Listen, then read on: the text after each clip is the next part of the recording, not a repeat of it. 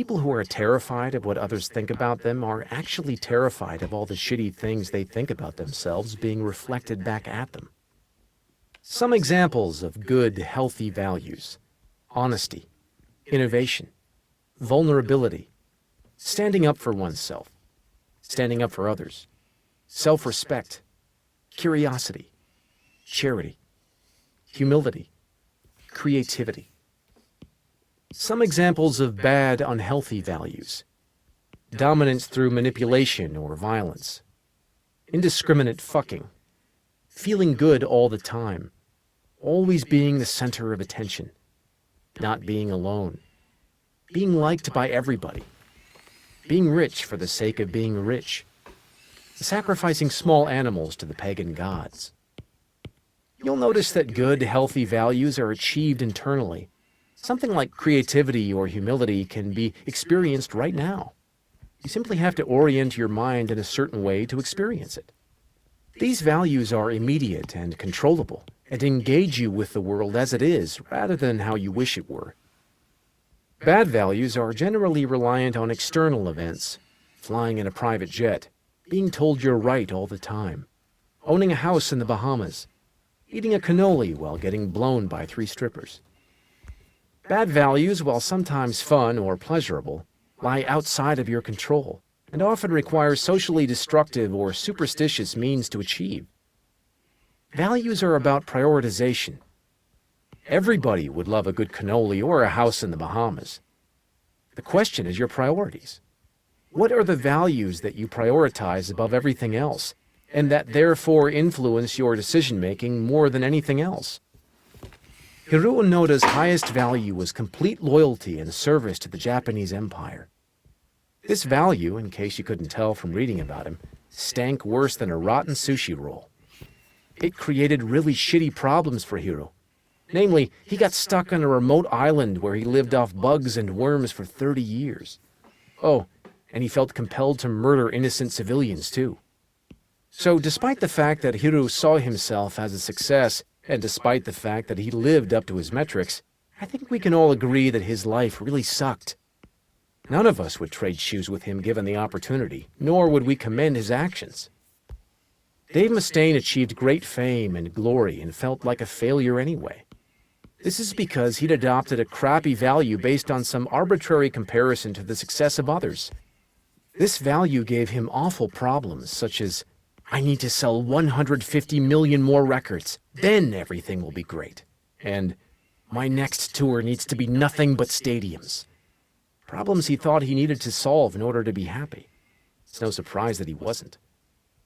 On the contrary, Pete Best pulled a switcheroo. Despite being depressed and distraught by getting kicked out of the Beatles, as he grew older he learned to reprioritize what he cared about and was able to measure his life in a new light. Because of this, Best grew into a happy and healthy old man with an easy life and great family. Things that, ironically, the 4 Beatles would spend decades struggling to achieve or maintain. When we have poor values, that is, poor standards we set for ourselves and others, we are essentially giving fucks about the things that don't matter, things that in fact make our life worse. But when we choose better values, we are able to divert our fucks to something better, toward things that matter, things that improve the state of our well-being and that generate happiness, pleasure, and success as side effects. This, in a nutshell, is what self-improvement is really about. Prioritizing better values, choosing better things to give a fuck about. Because when you give better fucks, you get better problems. And when you get better problems, you get a better life. The rest of this book is dedicated to 5 counterintuitive values that I believe are the most beneficial values one can adopt. All follow the backwards law we talked about earlier, in that they're negative. All require confronting deeper problems rather than avoiding them through highs. These 5 values are both unconventional and uncomfortable, but to me, they are life-changing. The first, which we'll look at in the next chapter, is a radical form of responsibility. Taking responsibility for everything that occurs in your life, regardless of who's at fault. The second is uncertainty. the acknowledgement of your own ignorance and the cultivation of constant doubt in your own beliefs. The next is failure, the willingness to discover your own flaws and mistakes so that they may be improved upon. The fourth is rejection, the ability to both say and hear no, thus clearly defining what you will and will not accept in your life. The final value is the contemplation of one's own mortality. This one is crucial, because paying vigilant attention to one's own death is perhaps the only thing capable of helping us keep all our other values in proper perspective. Chapter 5. You are always choosing. Imagine that somebody puts a gun to your head and tells you that you have to run 26.2 miles in under 5 hours, or else he'll kill you and your entire family. That would suck.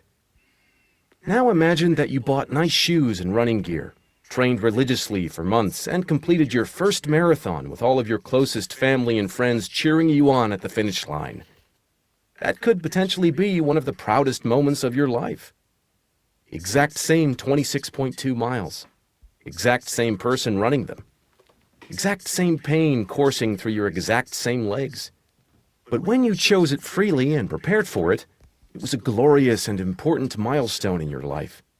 When it was forced upon you against your will, it was one of the most terrifying and painful experiences of your life.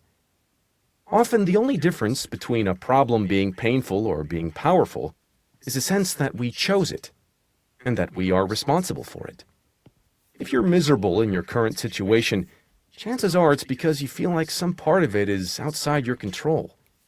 That there's a problem you have no ability to solve, a problem that was somehow thrust upon you without your choosing. When we feel that we're choosing our problems, we feel empowered. When we feel that our problems are being forced upon us against our will, we feel victimized and miserable.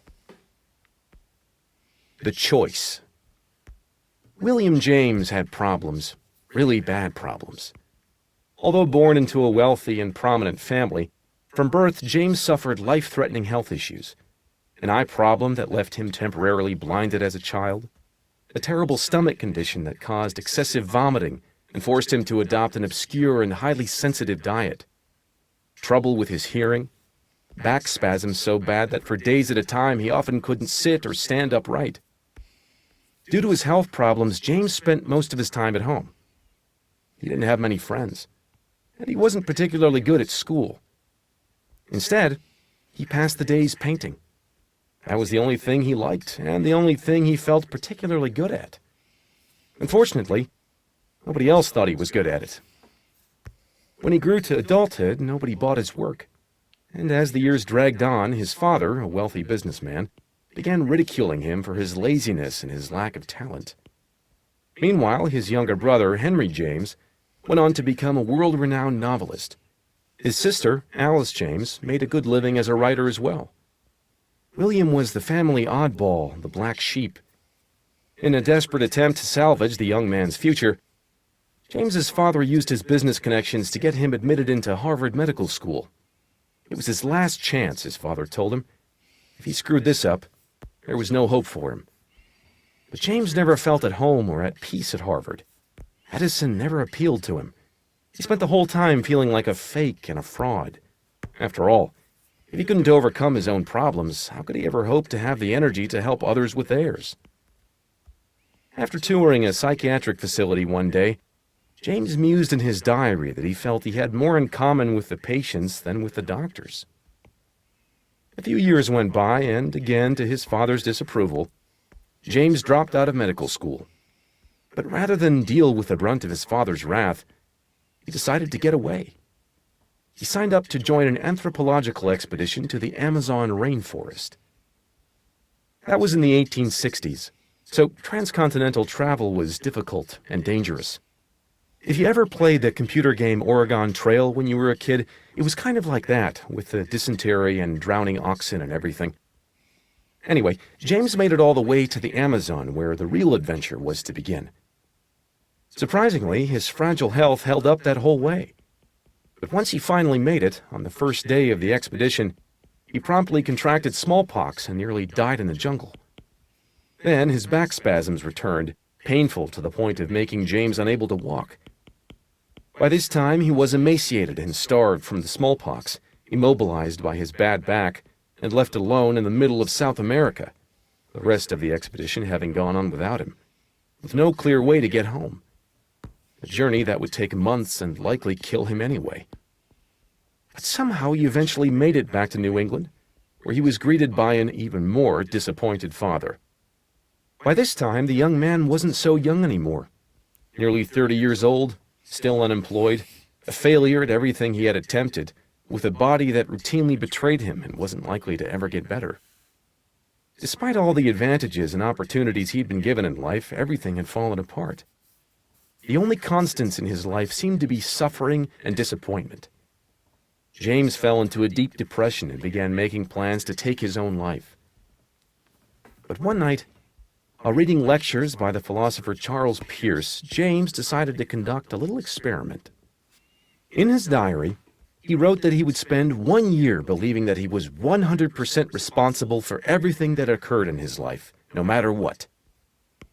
During this period, he would do everything in his power to change his circumstances, no matter the likelihood of failure.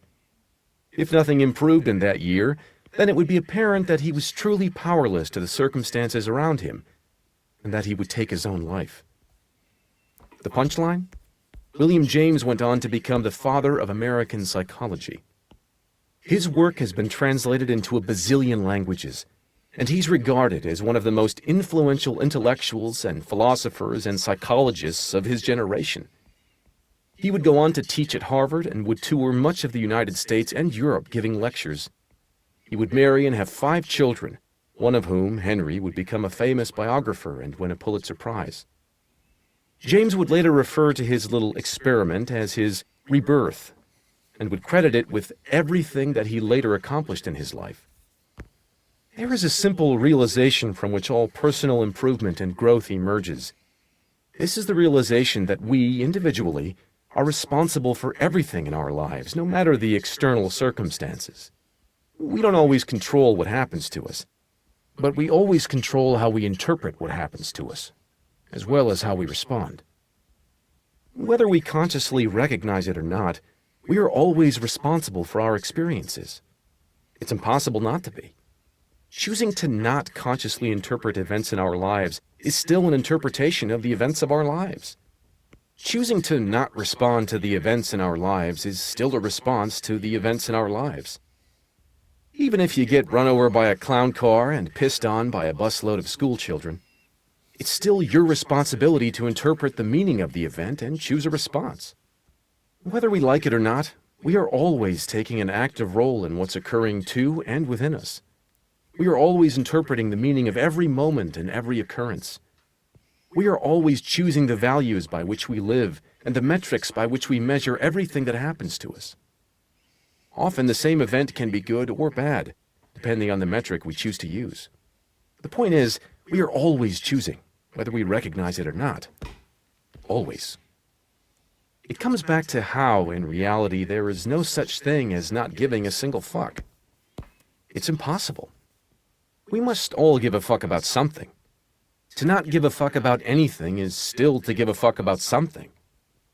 The real question is, what are we choosing to give a fuck about? What values are we choosing to base our actions on? What metrics are we choosing to use to measure our life? And are those good choices, good values, and good metrics?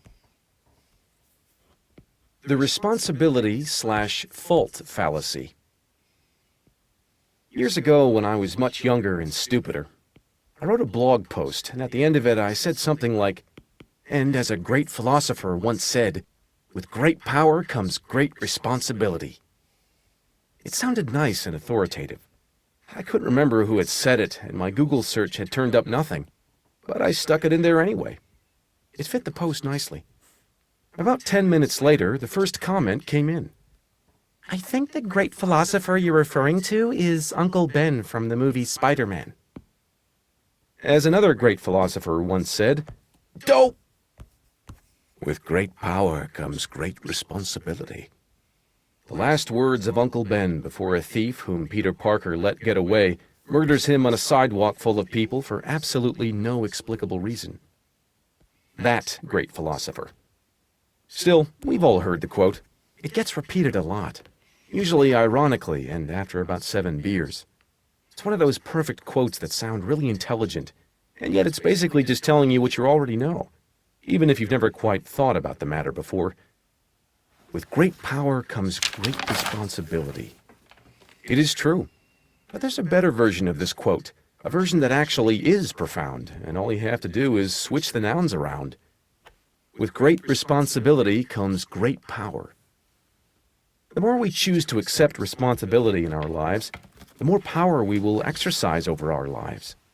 Accepting responsibility for our problems is thus the first step to solving them. I once knew a man who was convinced that the reason no woman would date him was because he was too short. He was educated, interesting, and good-looking, a good catch in principle. But he was absolutely convinced that women found him too short to date. And because he felt that he was too short, he didn't often go out and try to meet women. The few times he did, he would home in on the smallest behaviors from any woman he talked with that could possibly indicate he wasn't attractive enough for her, and then convince himself that she didn't like him, even if she really did. As you can imagine, his dating life sucked. What he didn't realize was that he had chosen the value that was hurting him, height. Women, he assumed, are attracted only to height. He was screwed no matter what he did. This choice of value was disempowering. It gave this man a really crappy problem, not being tall enough in a world meant, in his view, for tall people. There are far better values that he could have adopted in his dating life. I want to date only women who like me for who I am. Might have been a nice place to start, a metric that assesses the values of honesty and acceptance. But he did not choose these values. He likely wasn't even aware that he was choosing his value, or could do so. Even though he didn't realize it, he was responsible for his own problems. Despite that responsibility, he went on complaining. "But I don't have a choice," he would tell the bartender. "There's nothing I can do.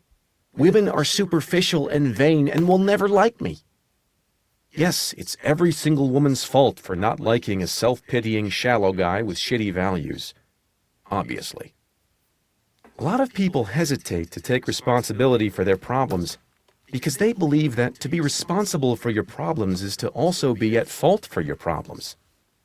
Responsibility and fault often appear together in our culture, but they're not the same thing. If I hit you with my car, I am both at fault and likely legally responsible to compensate you in some way. Even if hitting you with my car was an accident, I am still responsible. This is the way fault works in our society. If you fuck up, you're on the hook for making it right, and it should be that way. But there are also problems we aren't at fault for, yet we are still responsible for them. For example, if you woke up one day and there was a newborn baby on your doorstep, it would not be your fault that the baby had been put there, but the baby would now be your responsibility. You would have to choose what to do. Whatever you ended up choosing, keeping it, getting rid of it, ignoring it, feeding it to a pit bull, there would be problems associated with your choice, and you would be responsible for those as well. Judges don't get to choose their cases. When a case goes to court, the judge assigned to it did not commit the crime, was not a witness to the crime, and was not affected by the crime. But he or she is still responsible for the crime. The judge must then choose the consequences. He or she must identify the metric against which the crime will be measured and make sure that the chosen metric is carried out. We are responsible for experiences that aren't our fault all the time. This is part of life. Here's one way to think about the distinction between the two concepts. Fault is past tense. Responsibility is present tense. Fault results from choices that have already been made. Responsibility results from the choices you're currently making every second of every day. You are choosing to read this. You are choosing to think about the concepts. You are choosing to accept or reject the concepts. It may be my fault that you think my ideas are lame, but you are responsible for coming to your own conclusions. It's not your fault that I chose to write this sentence, but you are still responsible for choosing to read it, or not. There's a difference between blaming someone else for your situation and that person's actually being responsible for your situation. Nobody else is ever responsible for your situation but you. Many people may be to blame for your unhappiness, but nobody is ever responsible for your unhappiness but you. This is because you always get to choose how you see things, how you react to things, how you value things. You always get to choose the metric by which to measure your experiences. My first girlfriend dumped me in spectacular fashion. She was cheating on me with her teacher. It was awesome. And by awesome, I mean it felt like getting punched in the stomach about 253 times. To make things worse, when I confronted her about it, she promptly left me for him. 3 years together, down the toilet just like that. I was miserable for months afterward. That was to be expected. But I also held her responsible for my misery, which, take it from me, didn't get me very far. It just made the misery worse. See, I couldn't control her. No matter how many times I called her or screamed at her or begged her to take me back or made surprise visits to her place or did other creepy and irrational ex-boyfriend things, I could never control her emotions or her actions. Ultimately, while she was to blame for how I felt, she was never responsible for how I felt. I was. At some point, after enough tears and alcohol, my thinking began to shift. I began to understand that although she had done something horrible to me, and she could be blamed for that, it was now my own responsibility to make myself happy again. She was never going to pop up and fix things for me. I had to fix them for myself. When I took that approach, a few things happened. First, I began to improve myself. I started exercising and spending more time with my friends, whom I had been neglecting. I started deliberately meeting new people. I took a big study abroad trip and did some volunteer work, and slowly I started to feel better. I still resented my ex for what she had done, but at least now I was taking responsibility for my own emotions. And by doing so, I was choosing better values aimed at taking care of myself, learning to feel better about myself, rather than aimed at getting her to fix what she'd broken. By the way, this whole holding her responsible for my emotions thing is probably part of why she left in the first place. More on that in a couple chapters. Then, about a year later, something funny began to happen. As I looked back on our relationship, I started to notice problems I had never noticed before. Problems that I was to blame for and that I could have done something to solve. I realized that it was likely that I hadn't been a great boyfriend, and that people don't just magically cheat on somebody they've been with unless they are unhappy for some reason. I'm not saying that this excused what my ex did, not at all. But recognizing my mistakes helped me to realize that I perhaps hadn't been the innocent victim I'd believed myself to be. That I had a role to play in enabling the shitty relationship to continue for as long as it did. After all, people who date each other tend to have similar values. And if I dated someone with shitty values for that long, what did that say about me and my values? I learned the hard way that if the people in your relationships are selfish and doing hurtful things, it's likely you are too. You just don't realize it. In hindsight, I was able to look back and see warning signs of my ex-girlfriend's character, signs I had chosen to ignore or brush off when I was with her. That was my fault. I could look back and see that I hadn't exactly been the boyfriend of the year to her either. In fact, I had often been cold and arrogant toward her. Other times I took her for granted and blew her off and hurt her. These things were my fault too. Did my mistakes justify her mistake? No.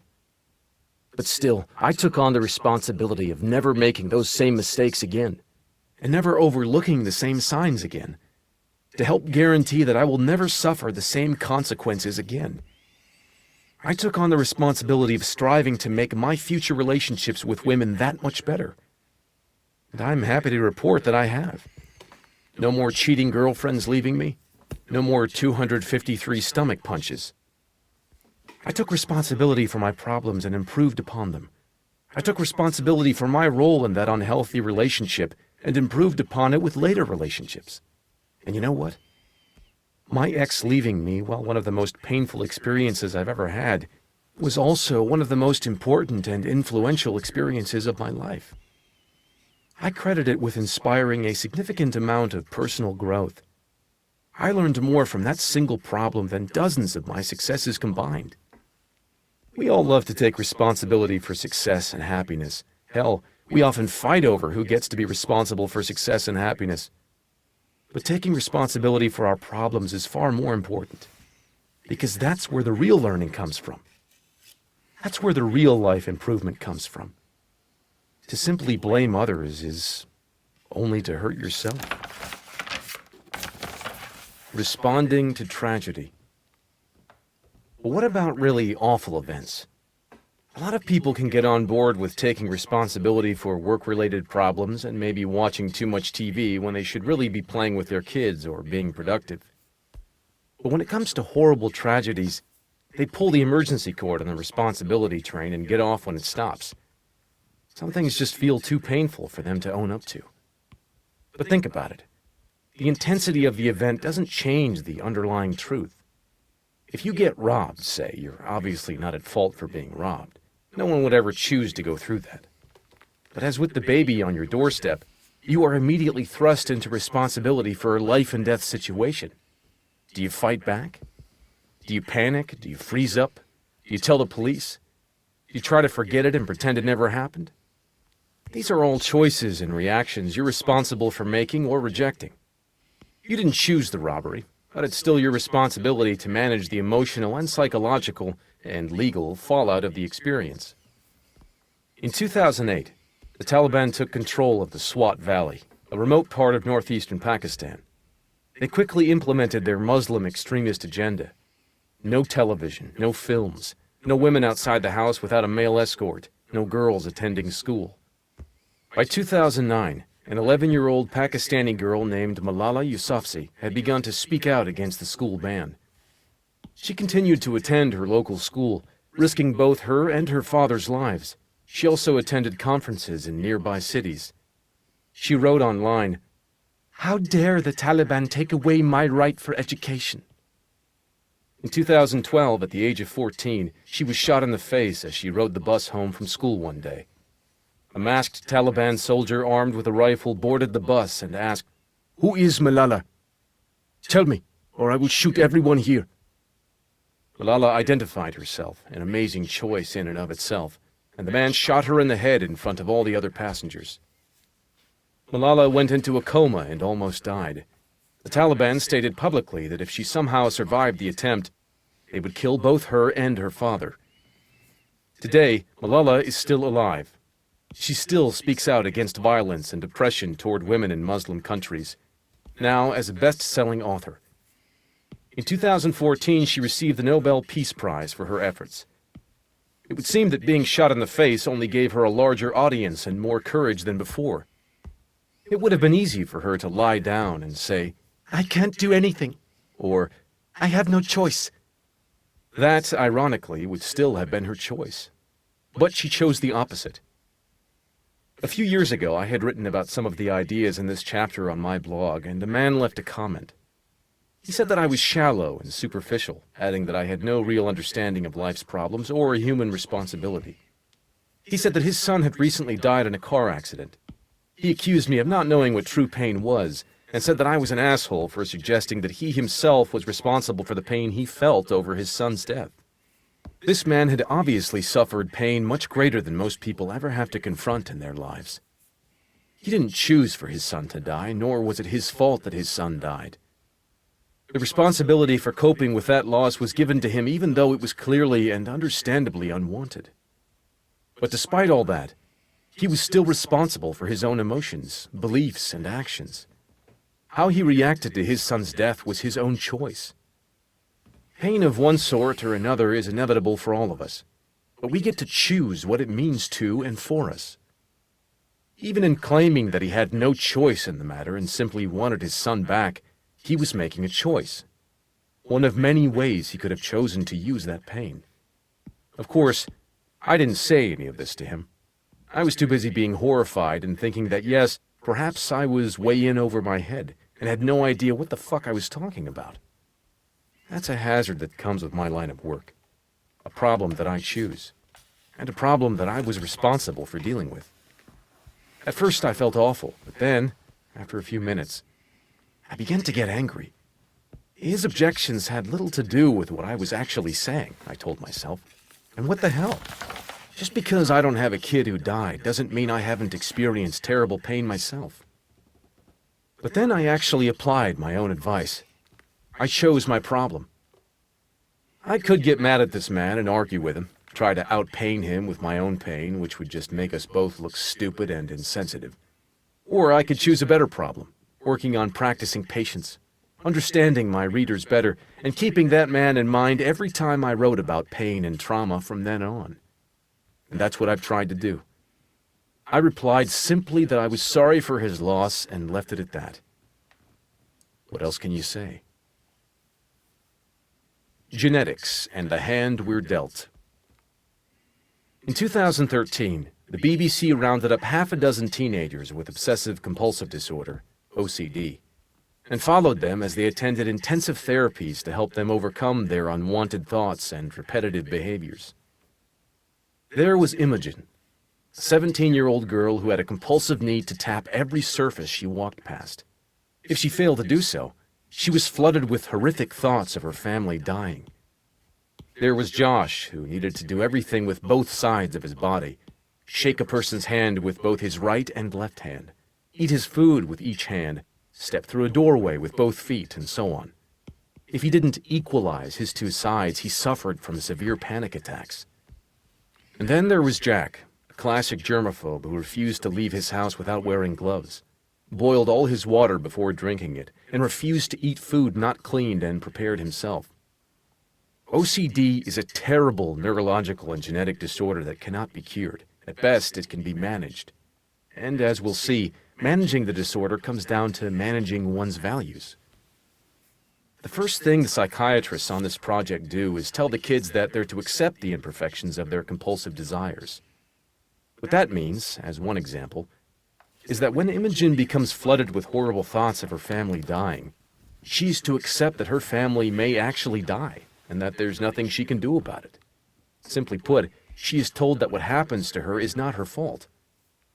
Josh is forced to accept that over the long term, equalizing all of his behaviors to make them symmetrical is actually destroying his life more than occasional panic attacks would.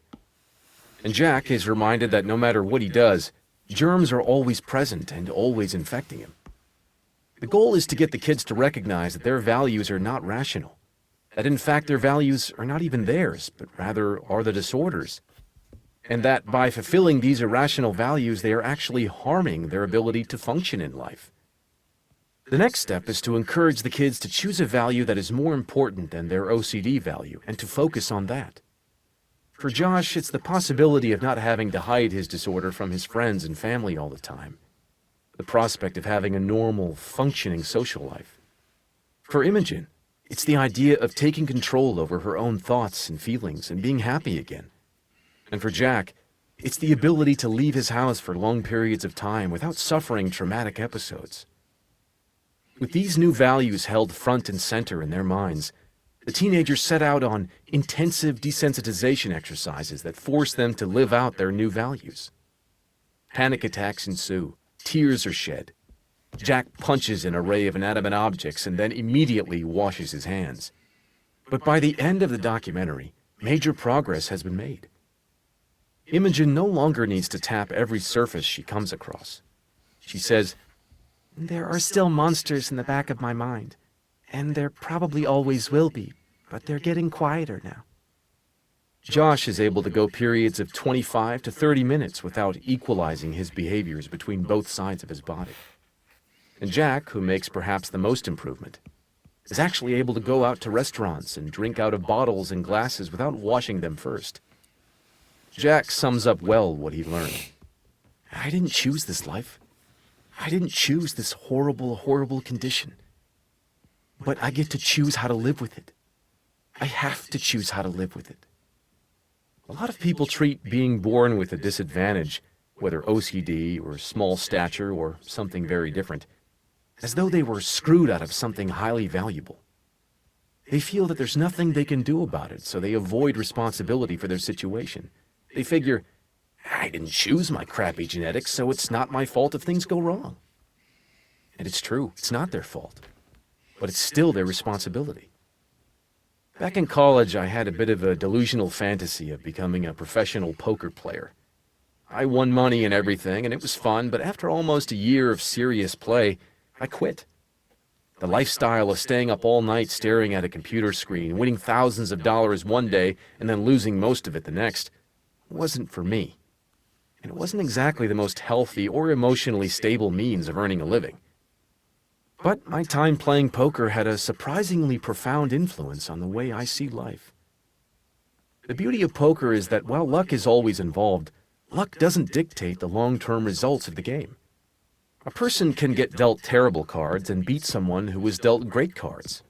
Sure, the person who gets dealt great cards has a higher likelihood of winning the hand, but ultimately the winner is determined by, yep, you guessed it, the choices each player makes throughout play. I see life in the same terms. We all get dealt cards. Some of us get better cards than others.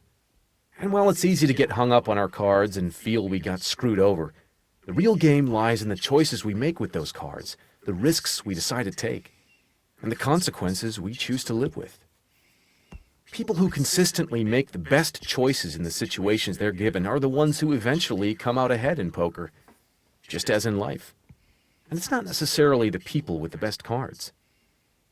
There are those who suffer psychologically and emotionally from neurological and/or genetic deficiencies. But this changes nothing. Sure, they inherited a bad hand and are not to blame.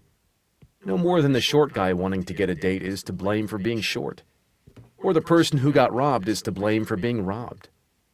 But it's still their responsibility. Whether they choose to seek psychiatric treatment, undergo therapy, or do nothing, the choice is ultimately theirs to make. There are those who suffer through bad childhoods. There are those who are abused and violated and screwed over physically, emotionally, financially. They are not to blame for their problems and their hindrances, but they are still responsible, always responsible, to move on despite their problems and to make the best choices they can given their circumstances. And let's be honest here. If you were to add up all of the people who have some psychiatric disorder, struggle with depression or suicidal thoughts, have been subjected to neglect or abuse, have dealt with tragedy or the death of a loved one, and have survived serious health issues, accidents, or trauma, if you were to round up all of those people and put them in the room, well, you'd probably have to round up everyone. Because nobody makes it through life without collecting a few scars on the way out. Sure, some people get saddled with worse problems than others, and some people are legitimately victimized in horrible ways. But as much as this may upset us or disturb us, it ultimately changes nothing about the responsibility equation of our individual situation. Victimhood chic. The responsibility or fault fallacy allows people to pass off the responsibility for solving their problems to others. This ability to alleviate responsibility through blame gives people a temporary high and a feeling of moral righteousness. Unfortunately, one side effect of the internet and social media is that it's become easier than ever to push responsibility for even the tiniest of infractions onto some other group or person. In fact, this kind of public blame or shame game has become popular. In certain crowds, it's even seen as cool. The public sharing of injustices garners far more attention and emotional outpouring than most other events on social media, rewarding people who are able to perpetually feel victimized with ever-growing amounts of attention and sympathy. Victimhood chic is in style on both the right and the left today, among both the rich and the poor. In fact, this may be the first time in human history that every single demographic group has felt unfairly victimized simultaneously. And they're all riding the highs of the moral indignation that comes along with it. Right now, anyone who is offended about anything, whether it's the fact that a book about racism was assigned in a university class, or that Christmas trees were banned at the local mall, or the fact that taxes were raised 0.5% on investment funds, feels as though they're being oppressed in some way, and therefore deserve to be outraged and to have a certain amount of attention. The current media environment both encourages and perpetuates these reactions because, after all, it's good for business. The writer and media commentator Ryan Holiday refers to this as outrage porn. Rather than report on real stories and real issues, the media find it much easier and more profitable to find something mildly offensive, broadcast it to a wide audience, generate outrage, and then broadcast that outrage back across the population in a way that outrages yet another part of the population. This triggers a kind of echo of bullshit pinging back and forth between two imaginary sides, meanwhile distracting everyone from real societal problems. It's no wonder we're more politically polarized than ever before. The biggest problem with victimhood chic is that it sucks attention away from actual victims. It's like the boy who cried wolf. The more people there are who proclaim themselves victims over tiny infractions, the harder it becomes to see who the real victims actually are. People get addicted to feeling offended all the time because it gives them a high. Being self-righteous and morally superior feels good. As political cartoonist Tim Kreider put it in a New York Times op-ed, outrage is like a lot of other things that feel good but over time devour us from the inside out. And it's even more insidious than most vices because we don't even consciously acknowledge that it's a pleasure. But part of living in a democracy and a free society is that we all have to deal with views and people we don't necessarily like.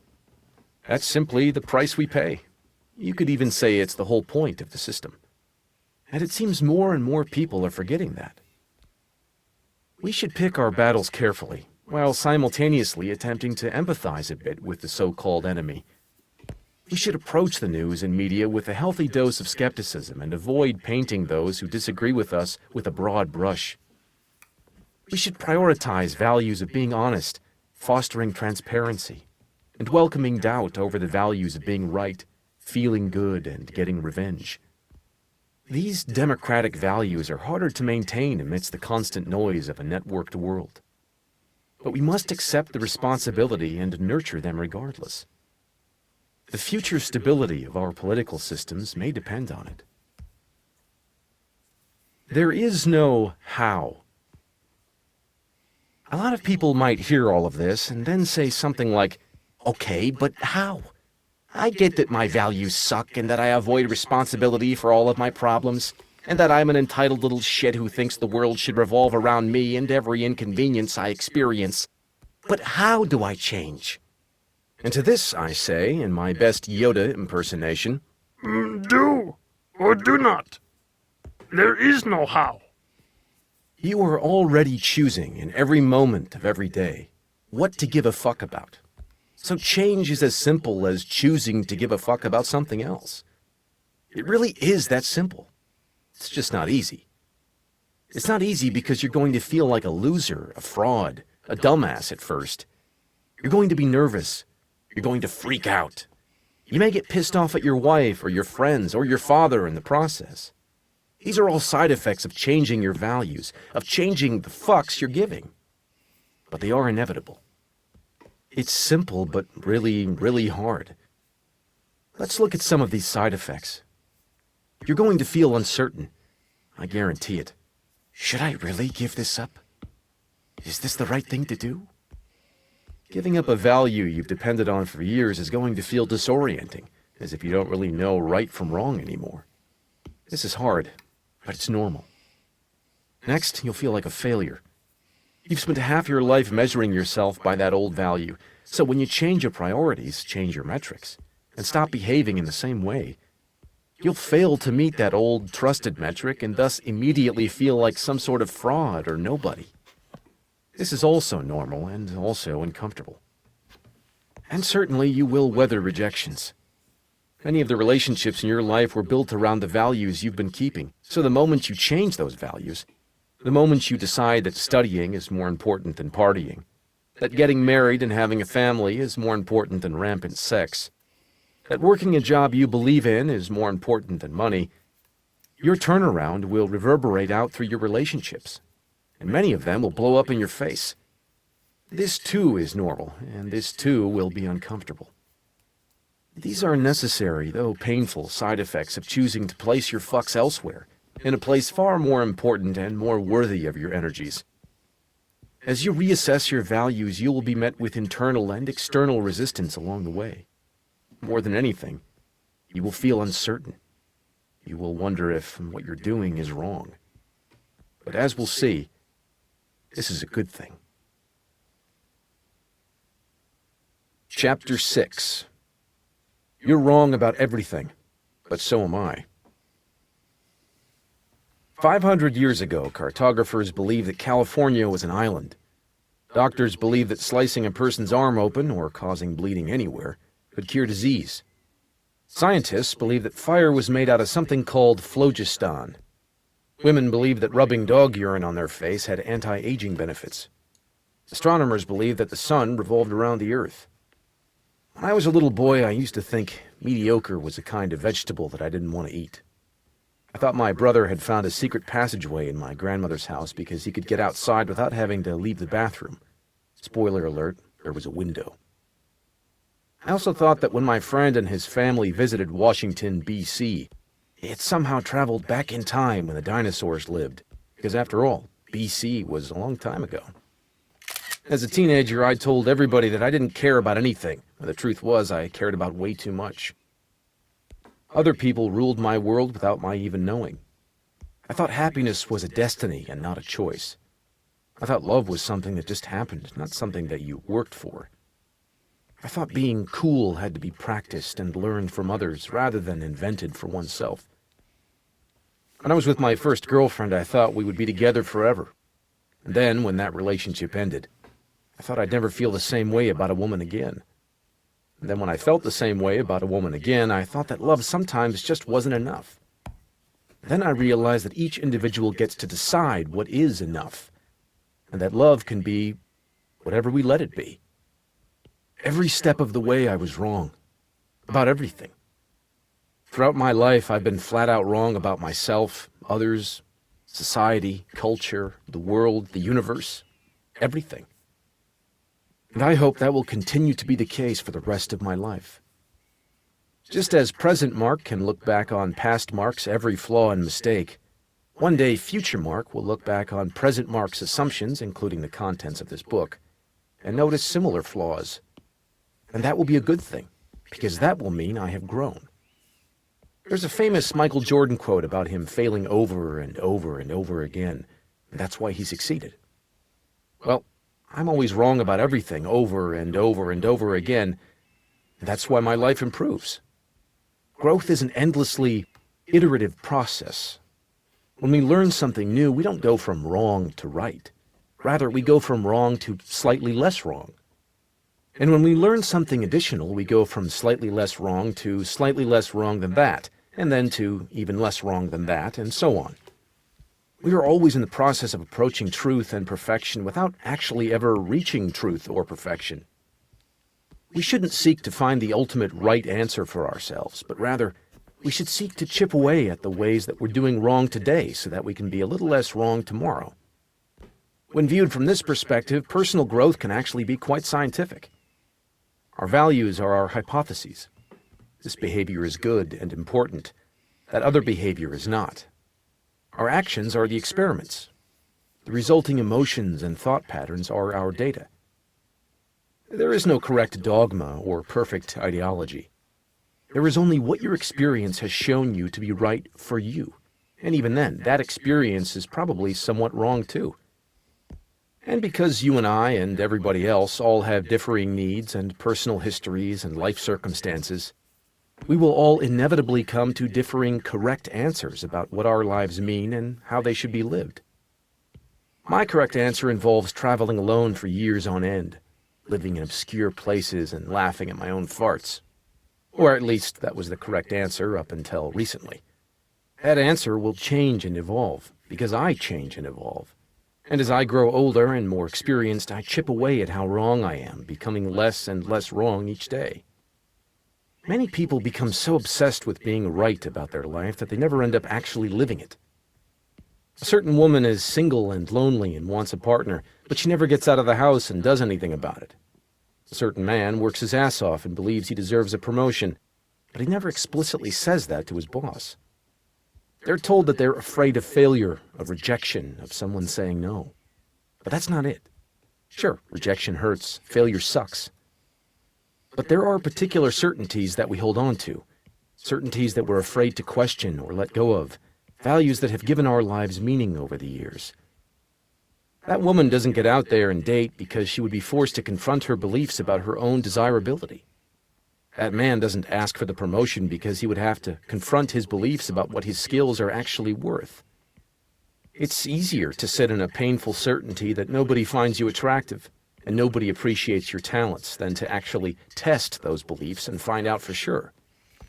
Beliefs of this sort, that I'm not attractive enough, so why bother, or that my boss is an asshole, so why bother, are designed to give us moderate comfort now by mortgaging greater happiness and success later on. They're terrible long-term strategies, yet we cling to them because we assume we're right, because we assume we already know what's supposed to happen. In other words, we assume we know how the story ends. Certainty is the enemy of growth. Nothing is for certain until it has already happened, and even then, it's still debatable.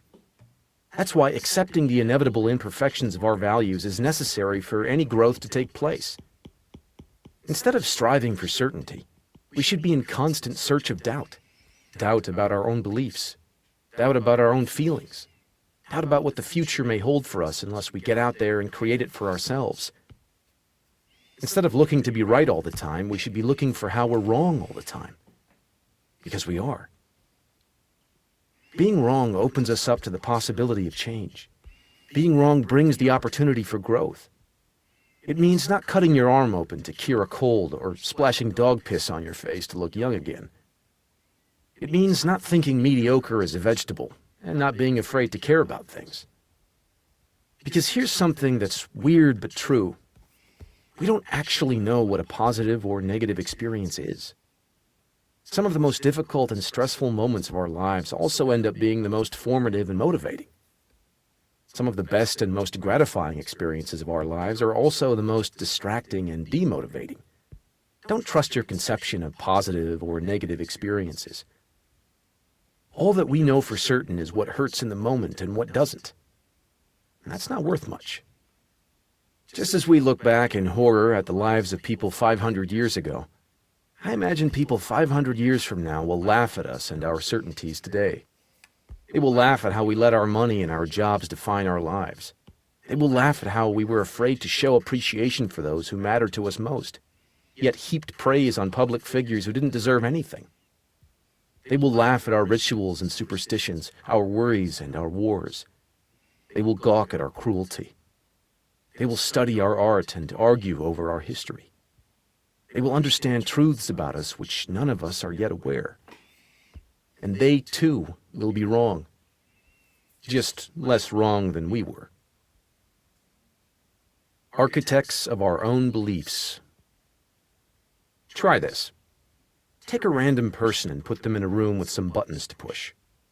Then tell them that if they do something specific, some undefined something that they have to figure out, a light will flash on indicating that they've won a point. Then tell them to see how many points they can earn within a 30-minute period. When psychologists have done this, what happens is what you might expect. People sit down and start mashing buttons at random until eventually the light comes on to tell them they got a point. Logically, they then try repeating whatever they were doing to get more points. Except now the light's not coming on. So they start experimenting with more complicated sequences. Press this button 3 times, then this button once, then wait 5 seconds, and ding! Another point. But eventually that stops working. Perhaps it doesn't have to do with buttons at all, they think. Perhaps it has to do with how I'm sitting, or what I'm touching. Maybe it has to do with my feet. Ding! Another point. Yeah, maybe it's my feet, and then I press another button. Ding! Generally, within 10 to 15 minutes, each person has figured out the specific sequence of behaviors required to net more points. It's usually something weird like standing on one foot or memorizing a long sequence of buttons pressed in a specific amount of time while facing a certain direction. But here's the funny part. The points really are random. There's no sequence. There's no pattern. Just a light that keeps coming on with a ding, and people doing cartwheels thinking that what they're doing is giving them points. Sadism aside, the point of the experiment is to show how quickly the human mind is capable of coming up with and believing in a bunch of bullshit that isn't real. And it turns out, we're all really good at it.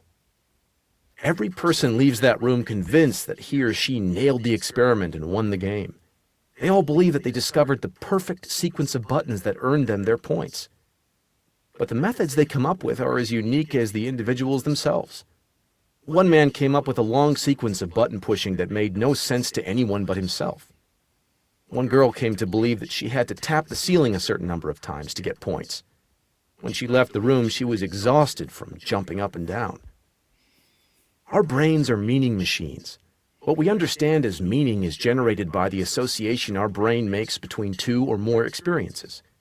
We press a button, and we see a light go on. We assume the button caused the light to go on.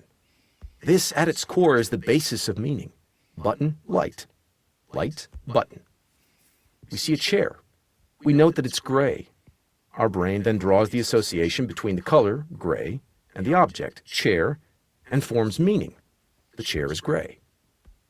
Our minds are constantly worrying, generating more and more associations to help us understand and control the environment around us. Everything about our experiences, both external and internal, generates new associations and connections within our minds. Everything from the words on this page to the grammatical concepts you use to decipher them, to the dirty thoughts your mind wanders into when my writing becomes boring or repetitive. Each of these thoughts, impulses, and perceptions is composed of thousands upon thousands of neural connections, firing in conjunction, alighting your mind in a blaze of knowledge and understanding. But there are two problems. First, the brain is imperfect. We mistake things we see and hear. We forget things or misinterpret events quite easily. Second, once we create meaning for ourselves, our brains are designed to hold on to that meaning. We are biased toward the meaning our mind has made, and we don't want to let go of it. Even if we see evidence that contradicts the meaning we created, we often ignore it and keep on believing anyway. The comedian Emo Phillips once said, "I used to think the human brain was the most wonderful organ in my body. Then I realized who was telling me this." The unfortunate fact is, most of what we come to know and believe is the product of the innate inaccuracies and biases present in our brains. Many, or even most of our values are products of events that are not representative of the world at large, or are the result of a totally misconceived past. The result of all this? Most of our beliefs are wrong. Or, to be more exact, all beliefs are wrong. Some are just less wrong than others. The human mind is a jumble of inaccuracy. And while this may make you uncomfortable, it's an incredibly important concept to accept, as we'll see. The dangers of pure certainty. Erin sits across from me at the sushi restaurant and tries to explain why she doesn't believe in death. It's been almost 3 hours and she's eaten exactly 4 cucumber rolls and drunk an entire bottle of sake by herself. In fact, she's about halfway through bottle number 2 now. It's 4 o'clock on a Tuesday afternoon. I didn't invite her here. She found out where I was via the internet and flew out to come find me. Again. She's done this before. You see, Erin is convinced that she can cure death, but she's also convinced that she needs my help to do it. But not my help in like a business sense. If she just needed some PR advice or something, that would be one thing. No, it's more than that. She needs me to be her boyfriend. Why? After 3 hours of questioning and a bottle and a half of sake, it still isn't clear. My fiancé was with us in the restaurant, by the way. Erin thought it important that she be included in the discussion. Erin wanted her to know that she was willing to share me and that my girlfriend, now wife, shouldn't feel threatened by her. I met Erin at a self-help seminar in 2008. She seemed like a nice enough person. A little bit on the woo-woo, new agey side of things, but she was a lawyer and had gone to an Ivy League school and was clearly smart. And she laughed at my jokes and thought I was cute, so of course, knowing me, I slept with her. A month later, she invited me to uproot across the country and move in with her. This struck me as somewhat of a red flag, and so I tried to break things off with her. She responded by saying that she would kill herself if I refused to be with her. Okay, so make that 2 red flags. I promptly blocked her from my email and all my devices. This would slow her down, but not stop her. Years before I met her, Erin had gotten into a car accident and nearly died. Actually, she had medically died for a few moments. All brain activity had stopped. But she had somehow miraculously been revived. When she came back, she claimed everything had changed. She became a very spiritual person. She became interested in and started believing in energy healing and angels and universal consciousness and tarot cards. She also believed that she had become a healer and an empath, and that she could see the future. And for whatever reason, upon meeting me, she decided that she and I were destined to save the world together, to cure death, as she put it. After I'd blocked her, she began to create new email addresses, sometimes sending me as many as a dozen angry emails in a single day. She created fake Facebook and Twitter accounts that she used to harass me, as well as people close to me. She created a website identical to mine and wrote dozens of articles claiming that I was her ex-boyfriend and that I had lied to her and cheated her, that I had promised to marry her and that she and I belonged together. When I contacted her to take the site down, she said that she would take it down only if I flew to California to be with her. This was her idea of a compromise. And through all of this, her justification was the same. I was destined to be with her, that God had preordained it, that she literally woke up in the middle of the night to the voices of angels commanding that our special relationship was the harbinger of a new age of permanent peace on earth. Yes, she really told me this. By the time we were sitting in that sushi restaurant together, there had been thousands of emails. Whether I responded or didn't respond, replied respectfully or replied angrily, nothing ever changed. Her mind never changed. Her beliefs never budged. This had gone on for over 7 years by then, and counting. And so it was, in that small sushi restaurant, with Erin guzzling sake and babbling for hours about how she'd cured her cat's kidney stones with energy tapping, that something occurred to me. Erin is a self-improvement junkie. She spends tens of thousands of dollars on books and seminars and courses. And the craziest part of all this is that Erin embodies all the lessons she's learned to a T. She has her dream. She stays persistent with it. She visualizes and takes action and weathers the rejections and failures and gets up and tries again. She's relentlessly positive. She thinks pretty damn highly of herself. I mean, she claims to heal cats the same way Jesus healed Lazarus. Come the fuck on.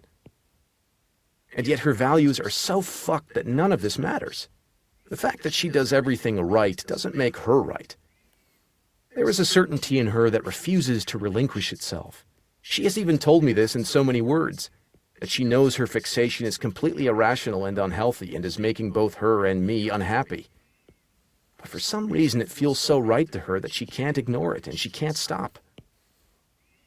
In the mid-1990s, psychologist Roy Baumeister began researching the concept of evil. Basically, he looked at people who do bad things and at why they do them. At the time, it was assumed that people did bad things because they felt horrible about themselves. That is, they had low self-esteem. One of Baumeister's first surprising findings was that this was often not true. In fact, it was usually the opposite.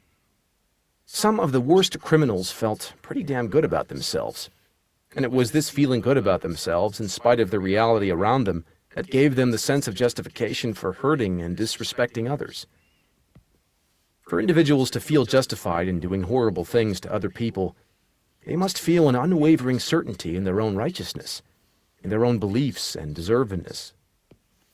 Racists do racist things because they're certain about their genetic superiority.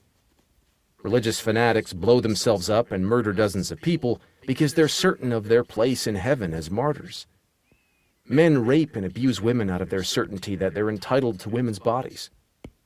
Evil people never believe that they are evil. Rather, they believe that everyone else is evil. In controversial experiments, now simply known as the Milgram experiments, named for the psychologist Stanley Milgram, researchers told normal people that they were to punish other volunteers for breaking various rules. And punish them they did, sometimes escalating the punishment to the point of physical abuse. Almost none of the punishers objected or asked for explanation. On the contrary, many of them seemed to relish the certainty of the moral righteousness bestowed upon them by the experiments. The problem here is that not only is certainty unattainable, But the pursuit of certainty often breeds more and worse insecurity. Many people have an unshakable certainty in their ability at their job, or in the amount of salary they should be making. But that certainty makes them feel worse, not better. They see others getting promoted over them and they feel slighted. They feel unappreciated and underacknowledged. Even a behavior as simple as sneaking a peek at your boyfriend's text messages or asking a friend what people are saying about you is driven by insecurity and that aching desire to be certain. You can check your boyfriend's text messages and find nothing, but that's rarely the end of it. Then you may start wondering if he has a second phone. You can feel slighted and stepped over at work to explain why you missed out on a promotion. But then that causes you to distrust your coworkers and second-guess everything they say to you and how you think they feel about you, which in turn makes you even less likely to get promoted. You can keep pursuing that special someone you're supposed to be with, but with each rebuffed advance and each lonely night, you only begin to question more and more what you're doing wrong. And it's in these moments of insecurity, of deep despair, that we become susceptible to an insidious entitlement, believing that we deserve to cheat a little to get our way, that other people deserve to be punished, that we deserve to take what we want, and sometimes violently. It's the backwards law again. The more you try to be certain about something, the more uncertain and insecure you will feel. But the converse is true as well. The more you embrace being uncertain and not knowing, the more comfortable you will feel in knowing what you don't know. Uncertainty removes our judgments of others. It preempts the unnecessary stereotyping and biases that we otherwise feel when we see somebody on TV, in the office, or on the street. Uncertainty also relieves us of our judgment of ourselves. We don't know if we're lovable or not. We don't know how attractive we are. We don't know how successful we could potentially become. The only way to achieve these things is to remain uncertain of them and be open to finding them out through experience. Uncertainty is the root of all progress and all growth. As the old adage goes, the man who believes he knows everything learns nothing. We cannot learn anything without first not knowing something. The more we admit we do not know, the more opportunities we gain to learn. Our values are imperfect and incomplete. And to assume that they are perfect and complete is to put us in a dangerously dogmatic mindset that breeds entitlement and avoids responsibility. The only way to solve our problems is to first admit that our actions and beliefs up to this point have been wrong and are not working. This openness to being wrong must exist for any real change or growth to take place. Before we can look at our values and prioritizations and change them into better, healthier ones, we must first become uncertain of our current values. We must intellectually strip them away, see their faults and biases, see how they don't fit in with much of the rest of the world, to stare our own ignorance in the face and concede. Because our own ignorance is greater than us all. Manson's Law of Avoidance. Chances are you've heard some form of Parkinson's Law. Work expands so as to fill up the time available for its completion. You've also undoubtedly heard of Murphy's Law. Whatever can go wrong will go wrong. Well, next time you're at a swanky cocktail party and you want to impress somebody, try dropping Manson's Law of Avoidance on them. The more something threatens your identity, the more you will avoid it. That means the more something threatens to change how you view yourself, how successful or unsuccessful you believe yourself to be, how well you see yourself living up to your values, the more you will avoid ever getting around to doing it. There's a certain comfort that comes with knowing how you fit in the world. Anything that shakes up that comfort, even if it could potentially make your life better, is inherently scary. Manson's Law applies to both good and bad things in life. Making $1 million could threaten your identity just as much as losing all your money. Becoming a famous rock star could threaten your identity just as much as losing your job. This is why people are often so afraid of success. For the exact same reason they're afraid of failure. It threatens who they believe themselves to be. You avoid writing that screenplay you've always dreamed of because doing so would call into